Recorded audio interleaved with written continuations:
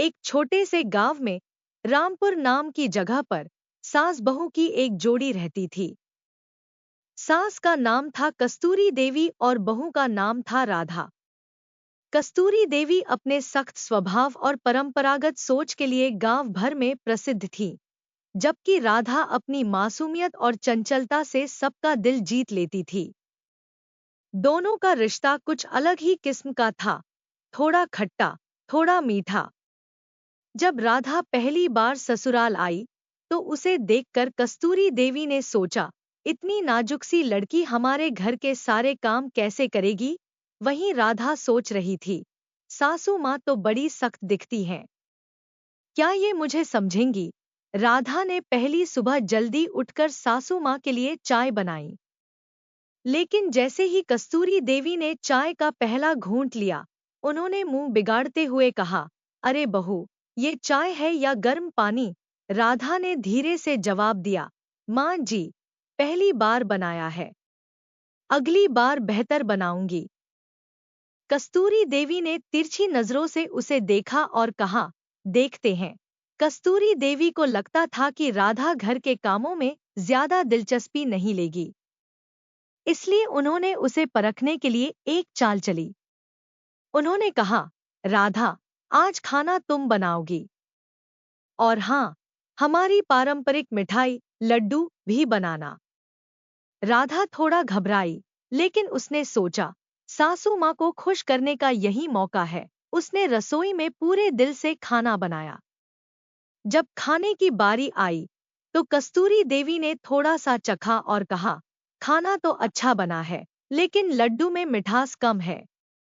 राधा ने मुस्कुराते हुए जवाब दिया, माँ जी, मिठास तो आपके आशीर्वाद में है, लड्डू तो बस बहाना है। यह सुनकर कस्तूरी देवी थोड़ा नरम पड़ी, लेकिन अपनी भावनाएं छिपाते हुए बोली, चलो, अगली बार और अच्छा बनाना। एक दिन राधा ने सोचा कि सासू माँ को खुश करने के लिए कुछ अलग किया जाए। उसने गांव के मंदिर में पूजा का आयोजन करवाया और सासू माँ को प्रधान बनाने का सुझाव दिया। सासू माँ को यह सुनकर बहुत गर्व हुआ। उन्होंने सोचा, मेरी बहू तो बहुत समझदार है। पूजा के बाद राधा ने गांव की सभी महिलाओं को बुलाया और कहा, मेरी सासू माँ कस्तूरी देवी न केवल हमारी घर की बड़ी है, बल्कि गांव की सबसे बुद्धिमान महिला भी है। हमें इनसे बहुत कुछ सीखना चाहिए। यह सुनकर कस्तूरी देवी का दिल पिघल गया।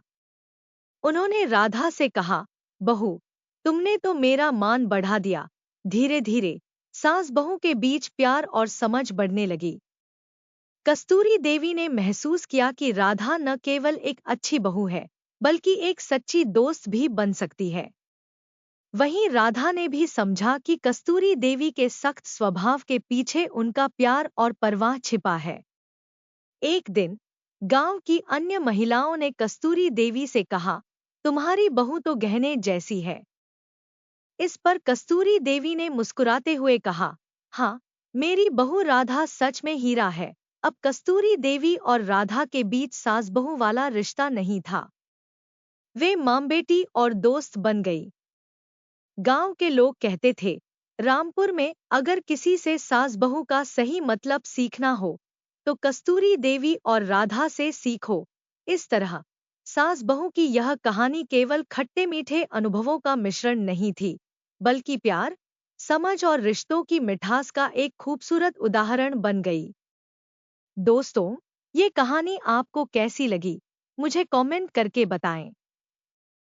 कहानी अच्छी लगी हो तो वीडियो को एक लाइक कर देना और चैनल को सब्सक्राइब भी जरूर कर लेना। किसी और कहानी के साथ आप लोगों से फिर मिलूंगी। तब तक के लिए नमस्कार।